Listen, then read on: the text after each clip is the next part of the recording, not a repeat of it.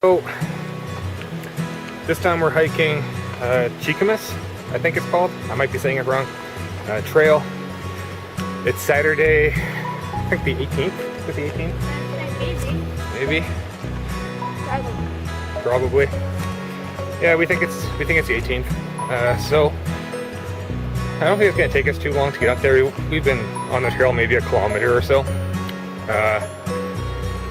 2 weeks ago we did Garibaldi Lake and Panorama Ridge. So this time we decided we would do this one.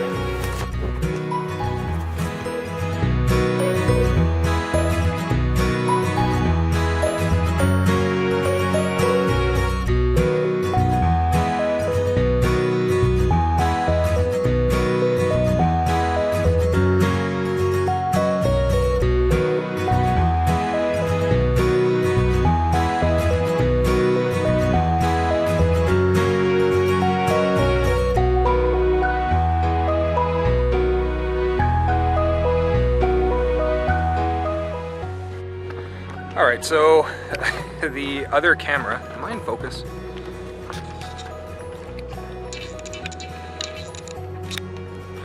Alright, so the other camera, I forgot to bring the memory card.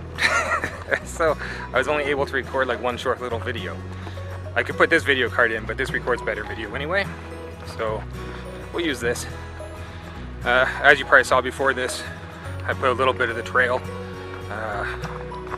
in there for you guys to see. Here's a little bit more. Hopefully you can see that. Don't know if it's in focus. But we're doing good so far. And I think we're getting to about the halfway point or so. I just wanted to put up some videos of the trail because when I looked it up, I didn't really see any videos or pictures of what the actual trail looks like, and that's one of the things I'm always interested in when I'm looking up somewhere to go. So it's a nice trail. Haven't found any problems with it yet. There's a couple wet spots, but other than that, no issues. Nicely groomed, and looks really nice too. Pretty flat, so that's always nice. And there's quite a few little creeks and streams, or whatever you want to call them, to run through. So we'll be back.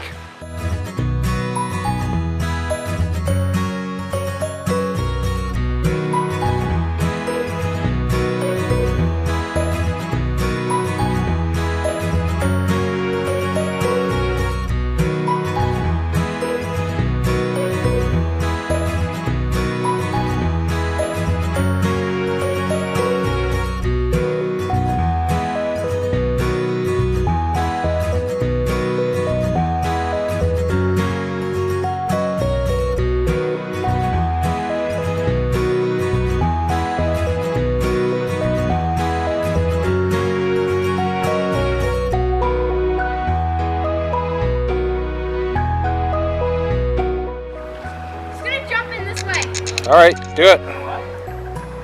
My heart's pounding, but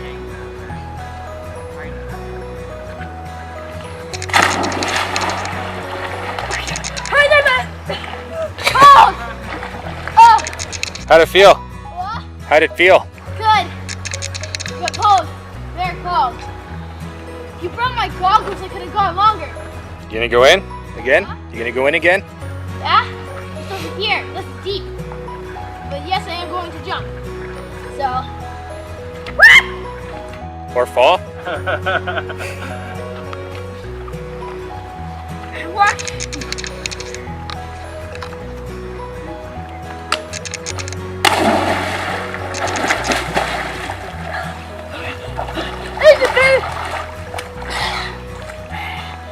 Okay.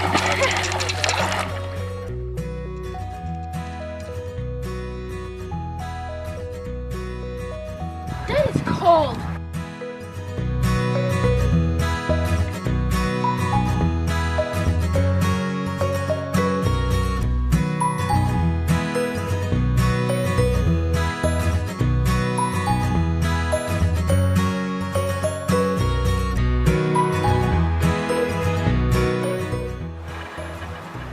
Good morning, guys. It's like 7:20, maybe 7:30. I don't know. Let's see. I have a clock right here. It's 7 o'clock. Okay, so it's 7 o'clock, and I'm just waking up. Slept really well in the hammock last night. You know what? Because of where we are, a lot of people were able to come right through our campsite, which was both good and bad. But holy cow, the amount of people who had questions about the hammock was unbelievable. People had like never seen anything like this set up before. Just had tons and tons of questions. So the first thing I'm going to do is just show you guys a little bit of the hammock. First of all, there's my son's. So that's my son's hammock. You can see his outline in there, but that's him. We do have a tarp that you can put on top to keep the rain off of you, but we don't need it right now. And this is just like sleeping under the stars. You can see right through the bug net, no problem. Not all hammocks have a bug net, but ours do. We use Hennessy hammocks, mostly just because they're made in Canada and the exchange rate was crazy to get them somewhere else at the time of purchase. So that's that. If you have questions about hammocks, go to hammockforum.net. I want to say it is, might be .com. But I think it's hammockforums.net. So anyway, inside the hammock here,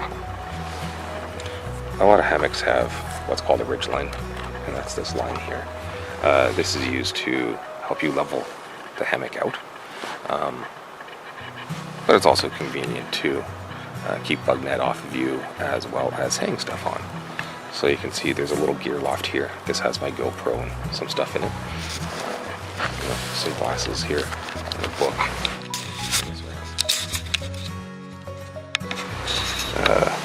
The water bottle right there. See if I can focus this. Haven't used this camera in a long time. This lets me know what the temperature is. So right now it's 17. Is that 17? I can't read it. Let's see. Yep, 17 degrees inside, 13 degrees outside. A couple other things hanging on there. A lot of people use what's called an underquilt, an overquilt inside of the hammock. I use a sleeping bag right now because I just don't have an overquilt. However, there is an underquilt underneath me, which is what keeps me warm. If you don't have insulation underneath you, you will freeze. It'll be just super cold and uncomfortable, and you will not enjoy it. So, for instance, an underquilt is like a sleeping bag, but it goes under the hammock. My son doesn't have one. What's inside his is more like just a regular sleeping mat that you can use for camping. But if you don't get one that's wide enough, your shoulders will get cold. So what he actually has is more like what you'd put on the windshield of a car to keep the heat out. It's reflective with like the bubble wrap in the middle. So those work really well to keep you warm. But you will sweat more with those. So that out of the way. Going back to good parts and bad parts of this trip. Met tons and tons of awesome people. We met like 3 or 4 different couples or individuals from the States. Met people from Korea. A bachelorette party came through. Probably like 15 people or something. We met 2 people from France who were with a friend from a country that I can't pronounce. They all spoke French with a little bit of English, so we communicated with them. We filtered some more water for them so that they could, refresh. They were really nice, super awesome. But then we met people that were not. I think I said this, but because we're not in a tent, we're in a hammock. We don't have our tent on the beachfront here that is technically our spot. So people just kind of used it as their own beachfront the entire time. So I'm going to show you guys the view. There's just a zipper in here so you can get out.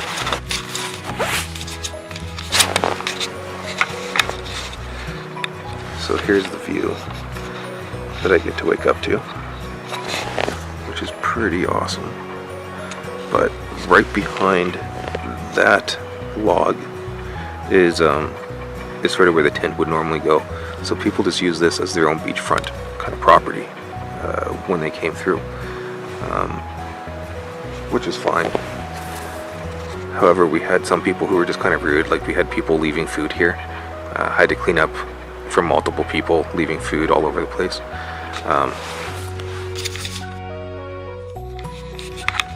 So that was not cool. They let their kids run through our card games, and there's a couple other families that sort of did the same thing. It was just, you know, really rude. And that's the fault of, you know, not the fault, but that's because it's such a short trail. Anyone can kind of come out here pretty easily and get away from everything.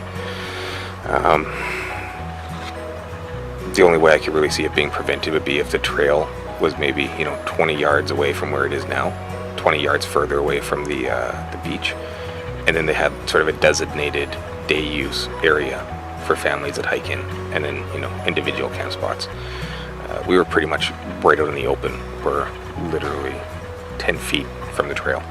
So if, you know, someone could walk past me right now. See, there's my son's stuff, but the trail is, you know, right there and comes up this way. And then right around here it switches back and goes up to the bathroom, and where you can hang your food to keep it away from the bears. There's actually a tent right there, and that's a friend that we made.